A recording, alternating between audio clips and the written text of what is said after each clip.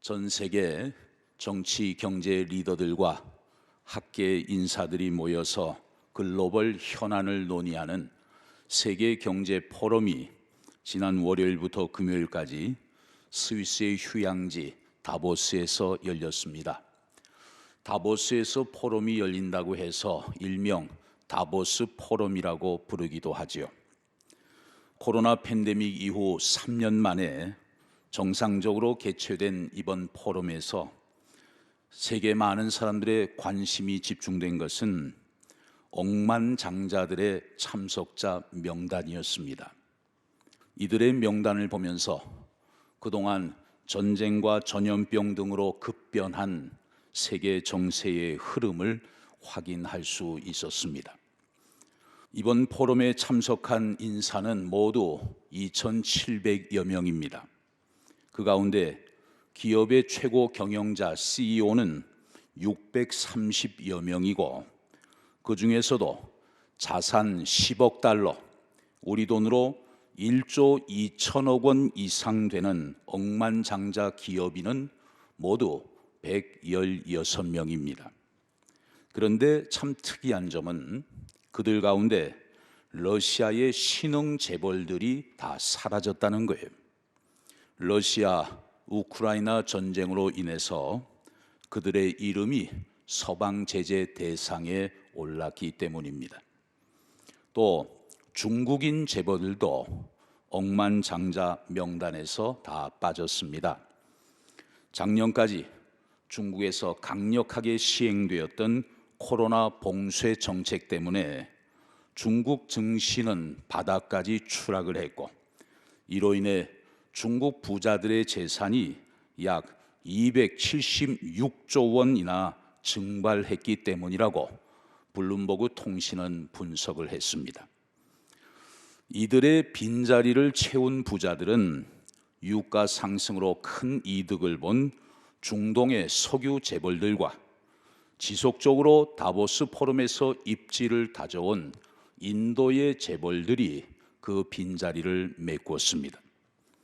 특히 작년에만 재산을 약 54조 원이나 증식한 인도의 석탄 재벌 고탐 아다니 회장을 비롯해서 억만장자 13명이 모두 인도의 재벌들이에요.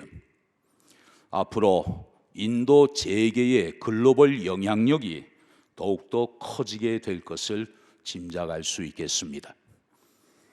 여러분, 오늘날의 세상은 정말 하루가 다르게 급변하는 참으로 혼란스럽고 어지러운 세상입니다. 이러한 세상에 살고 있는 모든 인간은 크게 두 부류로 나눌 수 있겠습니다. 하나는 믿음으로 살아가는 사람이고 또 하나는 믿음 없이 살아가는 사람이에요. 그런데 이 세상을 살아가는 모든 인간에게는 한 가지 공통점이 있습니다. 그것은 어느 누구를 막론하고 다 죽는다는 거예요. 믿음으로 사는 사람도 죽고 믿음 없이 살아가는 사람도 다 죽게 된다는 거예요. 여러분 가운데는 남들보다 좀 더 잘 먹고 좀 더 잘 입고 좀 더 넓은 집에서 편안하게 생활하는 분들이 계실 것입니다. 그런데 죽음이 찾아오게 되면 그러한 호의호식도 그러한 부귀영화도 여러분의 인생과 함께 다 끝나고 마는 것이죠. 언젠가 생명의 주인 되시는 하나님께서 우리를 부르시면 우리는 그 하나님의 부르심을 절대로 거부할 수가 없습니다. 이 세상에서 누리는 모든 부귀영화를 하나님의 뜻을 이루는 도구로 사용하지 못한다면 그 인생도 그 부귀영화도 모두 다 바람에 나는 겨와 같이 될 것입니다. 반면에 가난한 데 처할 때에도 부유한 데 처할 때에도 내 인생이 하나님의 손에 붙잡혀 있는 것을 믿고 변함없이 하나님을 섬기며 하나님의 뜻을 이루는 도구로 쓰임을 받으며 살아왔다면 죽음의 날에 다시 만나게 될 그 하나님으로 인하여 우리에게는 가슴 벅찬 설레임이 있게 될 것입니다. 성경에 등장하는 수많은 믿음의 선진들은 이 땅에서 다 동일한 별명을 갖고 있었습니다. 히브리서 11장에 보면 나그네, 외국인이라는 별명을 갖고 있었어요. 그들은 이 땅에서 나그네라고 외국인이라고 불려지는 것을 조금도 이상하게 여기지 않았습니다. 오히려 나그네와 외국인이라는 분명한 정체성을 갖고 인생의 길을 걸어갔습니다. 나그네는 어떤 사람입니까? 고향을 떠나 여행 중에 있는 사람을 가리키는 말이에요. 여행 마치게 되면 다시 고향으로 돌아가게 될 것입니다. 외국인 무슨 말입니까?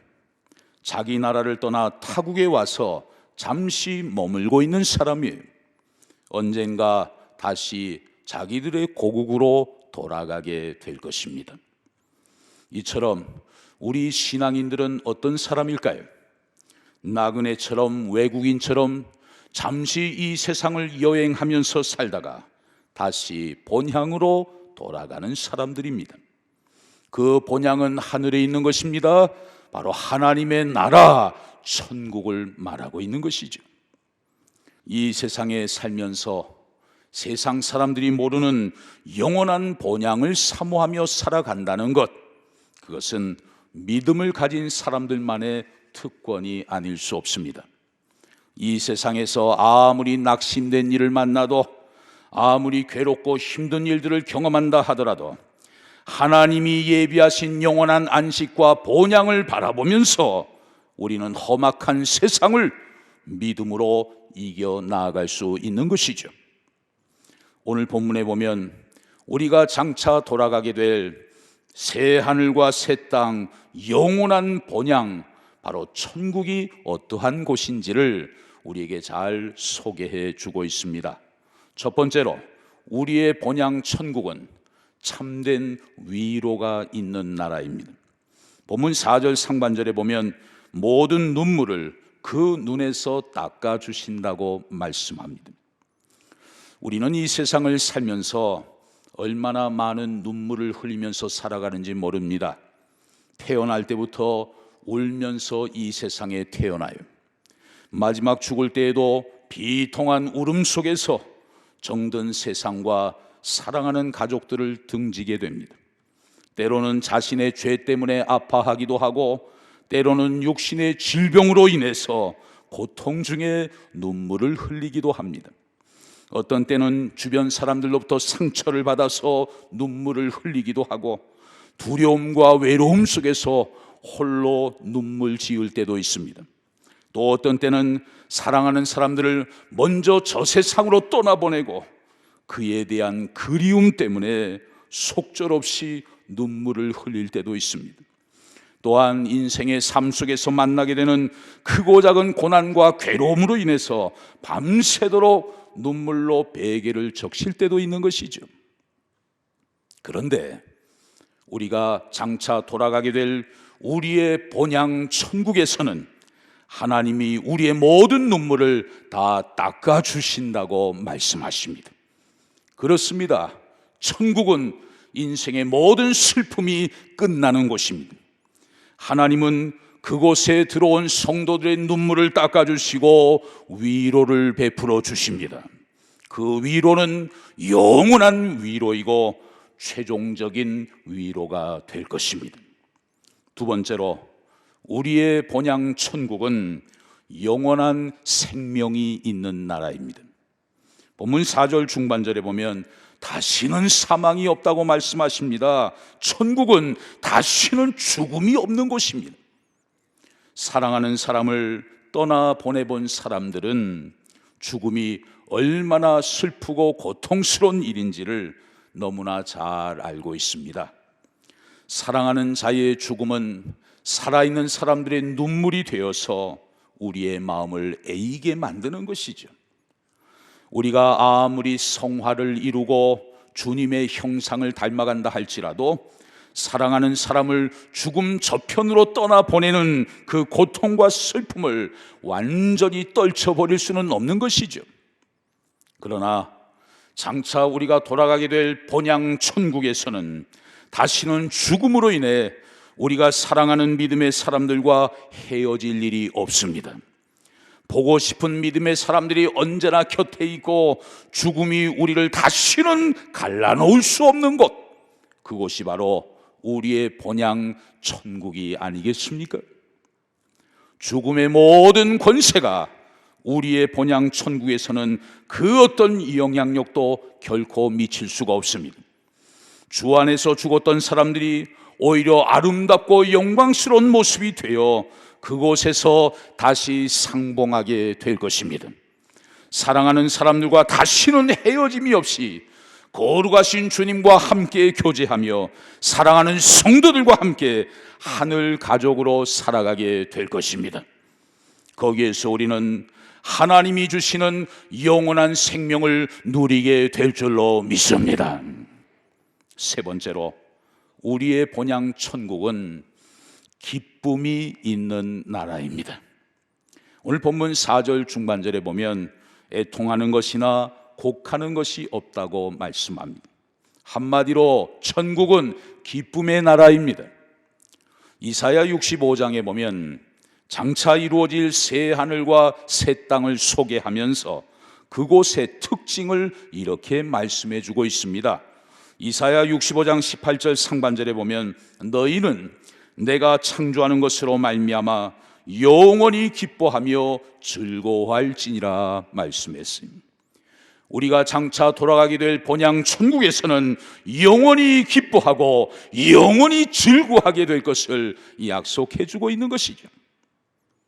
우리가 이 세상을 살아가면서 기쁨, 희락, 환희, 감격 이런 단어들을 때때로 잊고 살아갈 때가 있어요. 물론 하나님을 의지하며 살아가는 성도들의 삶 속에는 하나님의 은혜로 말미암아 기쁨도 있고 감격도 있습니다. 그러나 이러한 기쁨은 이 세상에 사는 동안 항상 지속되지는 않는다는 것을 우리는 삶 속에서 너무나 많이 경험하면서 살아갑니다. 어느 순간 죄악이 우리를 삼켜서 영혼이 힘을 잃어버리게 되면 우리의 마음속에 두려움이 깃들기 시작하고 우울함과 슬픔이 우리 마음을 가득 채우게 될 때도 있는 것이죠. 그런데 우리의 본향 천국에서 누리는 기쁨은 그 무엇에도 방해를 받지 않습니다. 그곳에서는 결코 형언할 수 없는 거룩한 기쁨만으로 가득 차게 될 것입니다. 그 기쁨은 날마다 더욱 커지게 될 것입니다. 우리는 그곳에서 그 무엇과도 비교할 수 없는 하나님의 영광을 보게 될 것이고 참된 행복을 맛보게 될 것입니다. 네 번째로, 우리의 본향 천국은 해방이 있는 나라입니다. 4절 하반절에 보면 아픈 것이 다시 있지 아니하리라고 말씀합니다. 천국 본향은 어떤 곳일까요? 아픈 것에서 완전히 해방되는 곳입니다. 인간에게 있는 여러 가지 아픔과 연약함은 속박이고 구속이 아닐 수 없습니다. 새처럼 훨훨 날면서 자신의 모든 계획을 다 펼쳐나가고 싶은데 육체의 질병과 연약함은 얼마나 답답한 장애물이 되는지 몰라요. 특별히 나이가 들어갈수록 육체의 연약함은 더 많이 느껴질 수밖에 없고 어쩔 수 없이 우리는 연약함과 질병의 노예로 살아갈 수밖에 없는 것이죠. 그러나 우리의 본향 천국은 아픈 것이 다시 있지 않는 곳입니다. 육신의 장애가 전혀 없는 나라입니다. 그야말로 질병과 연약함의 속박으로부터 영원한 자유와 해방을 우리가 누리게 되는 것이죠. 그러나 여러분, 그 무엇보다도 우리의 본향 천국이 정말로 좋은 이유가 있습니다. 그것은 하나님이 우리의 하나님이 되시고 우리는 그분의 백성이 될 것이라는 성경 최고의 약속이 완전히 성취되는 곳이기 때문이에요. 본문 3절에 보면 내가 들으니 보호자에서 큰 음성이 나서 이르되 보라, 하나님의 장막이 사람들과 함께 있으며 하나님이 그들과 함께 계시리니 그들은 하나님의 백성이 되고 하나님은 친히 그들과 함께 계신다고 말씀합니다. 천국에서 우리는 하나님의 임재와 영광을 분명히 목도하게 될 것입니다. 그곳에서 우리는 천군 천사와 함께 구원의 하나님을 마음껏 찬양하며 그 하나님을 경배하게 될 것입니다. 또 자기 피로 우리를 구속하신 우리 주 예수 그리스도의 크신 은혜를 날마다 온 마음을 다해 찬송하게 될 것입니다. 또 이 땅의 수많은 고난 속에서 언제나 우리를 위로하시며 우리와 함께 하셨던 성령 하나님께 한없는 감사와 찬송을 그 성령님께 올려드리게 될 것입니다. 뿐만 아니라 이 땅에서는 눈물과 시련이 끝이 없지만 천국에서는 하나님을 기뻐하고 즐거워하고 감사하는 그 찬송의 소리가 영원히 끊이지 않게 될 것입니다. 우리는 그날을 고대하며 그날을 기대하면서 오늘을 살아가는 것이죠. 오늘 잠시 걷는 인생길에는 눈물도 있고 아픔도 있고 사망도 있어요.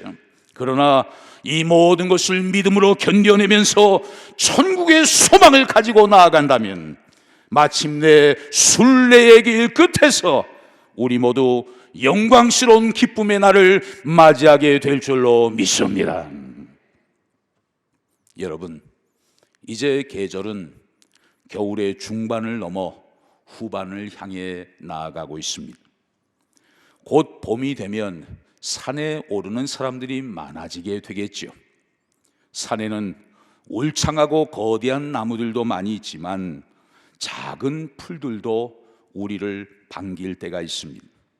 어떤 때는 정말 이름도 알 수 없는 작은 풀인데도 어김없이 거기에 꽃들이 매달려서 자태를 뽐내고 있는 모습을 볼 때가 있습니다. 우리는 크고 화려한 이름 있는 꽃들뿐만 아니라 작은 이름 없는 풀꽃들을 보면서도 하나님이 창조하신 그 아름다운 세계에 대해 경탄을 금할 수 없게 되는 것이죠. 그런데 참 궁금한 대목이 하나 있습니다. 1년 365일이 지나도록 아무도 찾아오지 않는 깊은 산 속에서도 사람들의 눈에 띄지 않게 피었다가 지는 꽃들이 있을 거예요. 그걸 보면서 우리는 이런 의문을 갖게 됩니다. 아무도 찾지 않는 그곳에서 아무도 모르게 피었다가 사라지는 그 꽃들은 왜 창조된 것일까? 누구도 본 적이 없는 깊은 바닷속의 생물들은 무엇을 위하여 존재하는 것일까? 왜 만들어진 것일까? 그런 질문을 갖게 돼. 그런데 이런 궁금증이 너무나 인간 중심이었구나, 그런 생각을 하게 됩니다. 사람의 눈에 띄지 않으면 그것이 무슨 존재의 의미가 있는가? 이런 생각이 얼마나 교만한 생각인지 그것을 깨닫게 돼요. 왜냐하면 보는 사람이 아무도 없을 때에도 그것을 창조하신 하나님이 그 풀꽃 하나하나를 바라보고 계시기 때문에 누구도 본 적이 없는 저 깊은 바다 심해 속의 그 생물 하나하나를 하나님은 대견하게 여기시고 먼 우주에서 홀로 반짝이고 있는 작은 별들 하나하나도 하나님은 기쁨으로 바라보고 계시기 때문이에요. 우리 인생도 마찬가지 아닙니까? 어떤 때는 아무도 나를 몰라주는 것 같고 내 인생이 뭐 하나 내세울 것 없는 참 초라한 인생처럼 느껴질 때도 있어요. 그러나 여러분, 절대로 낙심하지 마십시오. 절대로 슬퍼하지 마십시오. 하나님이 내 인생을 지극한 사랑과 기쁨으로 바라보고 계시기 때문이에요. 이것을 잘 보여주는 말씀이 스바냐 3장 17절이죠. 우리 스바냐 3장 17절 다 같이 함께 읽어보겠습니다. 시작. 너의 하나님 여호와가 너의 가운데에 계시니 그는 구원을 베푸실 전능자이시라. 그가 너로 말미암아 기쁨을 이기지 못하시며 너를 잠잠히 사랑하시며 너로 말미암아 즐거이 부르며 기뻐하시리라 하리라. 아멘. 너의 하나님이 지금 너의 삶 속에 함께하고 계신다는 거예요. 그 하나님은 너에게 구원을 베푸시는 전능자시라는 거예요. 그 하나님은 너로 인해 기쁨을 이기지 못하시고 너를 잠잠히 사랑하시고 너로 인해 즐거워하시고 기뻐하신다는 사실입니다. 할렐루야. 우리가 믿음으로 인생을 바라보기만 하면 우리 삶 속에 일어나는 많은 시련과 고통 속에 하나님의 선하신 뜻과 섭리가 반드시 내재해 있다는 것을 분명히 발견할 수가 있어요. 자기 아들조차 우리를 위해 아낌없이 내어주신 하나님이신데 사랑하는 자녀들의 삶의 자리에 날마다 일어나고 있는 그 수많은 사건 속에 어찌 하나님의 뜻이 없을 수가 있겠습니까? 그럼에도 불구하고 날마다 삶의 자리에서 일어나는 많은 사건들에 대해서 우리는 그 원인과 결과를 정확하게 해석하지 못하고 온전히 이해할 수 없을 때가 참 많아요. 그래서 우리에게는 꼭 필요한 것이 하나 있습니다. 그게 뭘까요? 믿음이 필요한 거예요. 전능하신 하나님을 의지하는 믿음이 필요합니다. 선하신 하나님을 신뢰하는 믿음이 필요합니다. 그 하나님이 내 인생을 책임져 주시고 지금도 가장 복된 길로 인도하고 계신다는 그 사실을 확신하는 참 믿음이 저와 여러분에게 필요한 것이죠. 왜 그럴까요? 온 땅과 하늘 위에서 지금도 인생의 모든 삶을 주관하고 계시는 분이 바로 우리가 믿고 섬기는 하나님이시기 때문입니다. 그러므로 여러분, 늘 현실에만 골몰하던 눈을 들어서 지금까지 우리를 인도해 오신 그 하나님께로 우리의 시선을 옮겨야 합니다. 세상 만사 모든 일들이 하나님의 오른손에 붙잡혀 있습니다. 온 우주 만물이 하나님의 다스리심을 받으며 지금도 움직이고 있습니다. 온 세상 역사가 그러했고 우리 인생의 발자취도 그러한 것이 아닙니까? 하나님은 택하신 자기 백성들을 그 능력의 손으로 오늘도 인도하고 계신다는 사실을 믿으실 수 있기를 바랍니다. 사랑하는 성도 여러분, 장차 우리가 돌아가게 될 본향 천국은 어떠한 곳일까요? 그곳은 인생의 모든 눈물을 하나님이 다 닦아주시는 나라입니다. 다시는 죽음이 없는 영원한 생명의 나라입니다. 다시는 슬픔과 원통함이 없는 참 기쁨의 나라입니다. 다시는 육신의 질병과 연약함에 구속되지 않는 영원한 해방의 나라입니다. 그리고 우리의 본향 천국이 무엇보다도 좋은 이유는 우리가 하나님의 백성이 되고 하나님이 친히 우리와 함께 계시는 행복한 나라이기 때문입니다. 그 나라가 점점 가까이 우리 앞에 다가오고 있다는 사실을 아십니까? 그 천국 본향으로 돌아가게 될 날이 우리에게도 점점 가까워 오고 있는 거예요. 수많은 신앙의 선배들이 사모하고 바라보았던 그 하늘의 본향 천국을 우리도 간절히 사모하며 바라보십시다. 또한 그 천국 소망을 굳게 붙잡고 오늘의 어려움을 끝까지 믿음으로 참고 견뎌내십시다. 그래서 인생의 모든 수고와 슬픔이 끝나고 이 세상을 떠나게 될 때 다시는 사망이 없고 슬픔이 없고 아픔도 없는 그 천국 본향으로 돌아가서 영원히 주와 함께 영생의 복을 누리는 참으로 행복한 저와 여러분들 다 되실 수 있기를 주의 이름으로 축원합니다.